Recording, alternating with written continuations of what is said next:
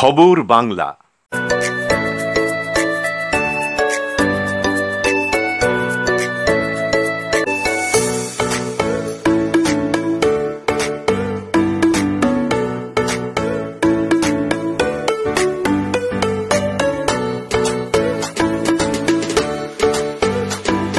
ভোজনালয়, Searsole Rajbari, Raniganj. Mobile number 9475505861। Durgapur মহকুমা হাসপাতালে প্রসূতি মায়ের মৃত্যু ঘিরে উত্তেজনা ছড়ালো শুক্রবার। মৃতার নাম শনি তুরি, বয়স 19 বছর। মৃতার পরিবারের লোকজনের অভিযোগ, চিকিৎসার গাফিলতির কারণে মৃত্যু হয়েছে প্রসূতি মায়ের। চিকিৎসকের শাস্তির দাবিতে হাসপাতাল সুপারের অফিস ঘেরাও করে বিক্ষোভ দেখায় মৃতার পরিবারের লোকজন। পরিস্থিতি সামাল দিতে ঘটনাস্থলে নিউ টাউনশিপ থানার বিশাল পুলিশ বাহিনী মোতায়েন করা হয়। মৃতার পরিবার সূত্রে জানা গিয়েছে, শনি দেবীর বাপের বাড়ি আসানসোলে। প্রায় 2 বছর আগে দুর্গাপুরের 41 নম্বর ওয়ার্ডের শিমুলতলার বাসিন্দা বিশুন তুরির সাথে তার বিয়ে হয়। গর্ভবতী শনি দেবীকে বুধবার সন্তান প্রসবের জন্য মহকুমা হাসপাতালে ভর্তি করা হয়। বৃহস্পতিবার অস্ত্রোপচার করে সদ্যজাত কন্যা সন্তানের জন্ম হয়।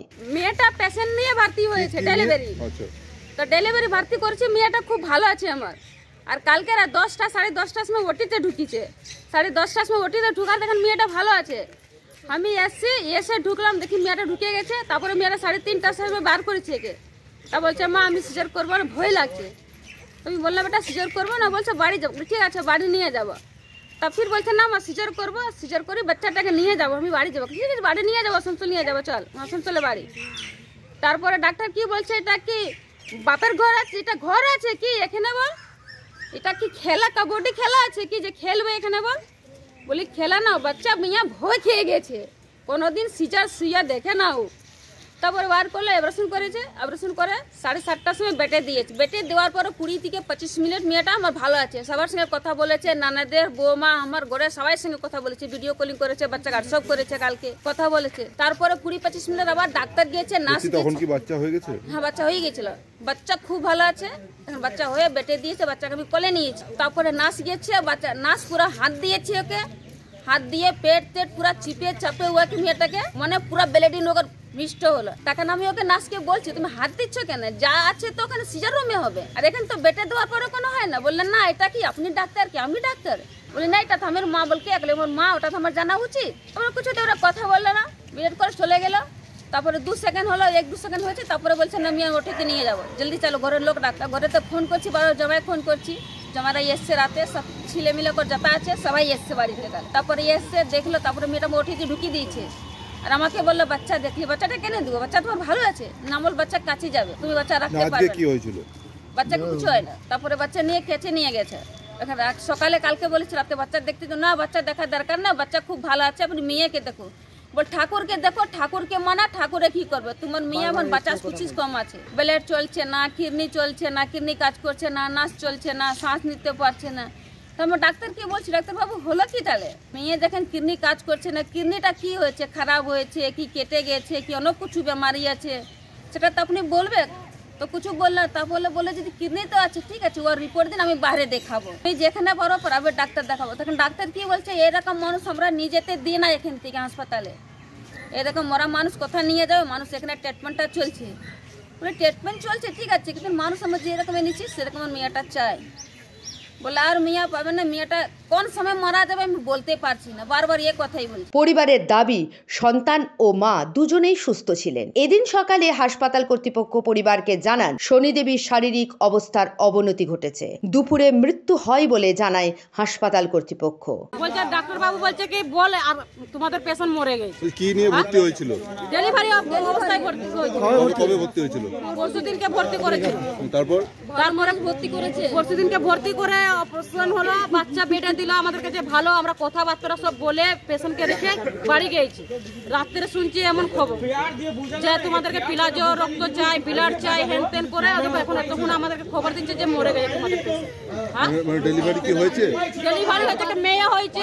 মেয়েটাকে আমরা সকাল থেকে আমরা দেখতে যাই না, কালকে মেয়েটাকে দেখেছি, আর এখনো মেয়েটাকে দেখতে পাই না।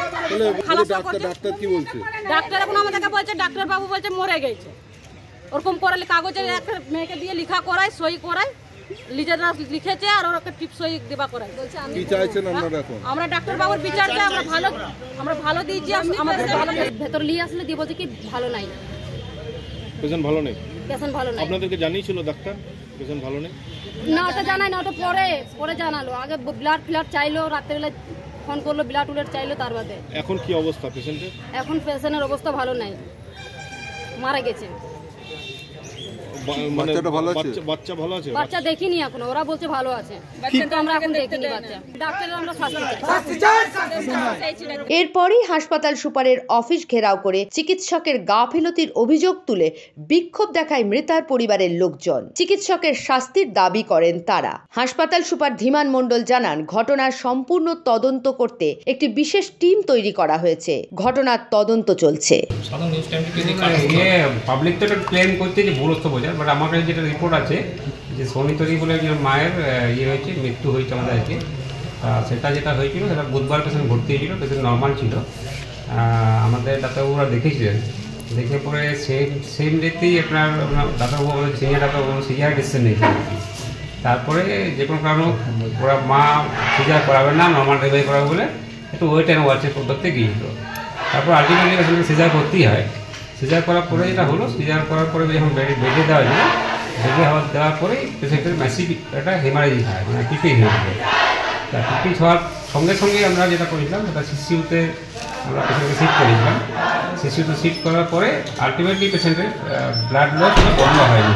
আমরা ব্লাড ডিমান্ডও করেছিলাম, আমরা ব্লাড দিয়েওছিলাম, কিন্তু আপনার আমরা ব্লাডটাকে আটকাতে পারিনি। তো আমরা পরবর্তী স্টেপও নিয়েছিলাম, পেশেন্টকে বারবার বলা হয়েছিল আরও ব্লাড লাগবে। আমাদের পরবর্তী সিসিউতে যে ম্যানেজমেন্ট, সেই ম্যানেজমেন্ট দেওয়া হয়েছিল, কিন্তু আলটিমেটলি পেশেন্ট এটা ডিআইসি ডেভেলপ করেছে। মানে এটা একটা কারণে কোনো কারণ ডিআইসি ডেভেলপ করেছে, সেটা কারণ জানা যায়নি। তো আমাদের একটা যে ডাক্তারবাবুদের, আমরা সিনিয়র ডাক্তার সবাই মিলে ডাক্তারবাবু দেখেছি। তো সিনিয়র ডাক্তারবাবুদের টিম বসবে, দরকার হলে আমরা মেডিকেল কলেজের একটা টিম নিয়ে আসবো, এটা অরিজিনাল কারণটা জানাতে হবে, তদন্ত করবেন। হ্যাঁ, তদন্ত করবো। হ্যাঁ, অলরেডি আমরা কমিটি গঠন করেছি, আমাদের হসপিটাল কমিটি। কাঞ্চনের রিপোর্ট, খবর বাংলা, দুর্গাপুর।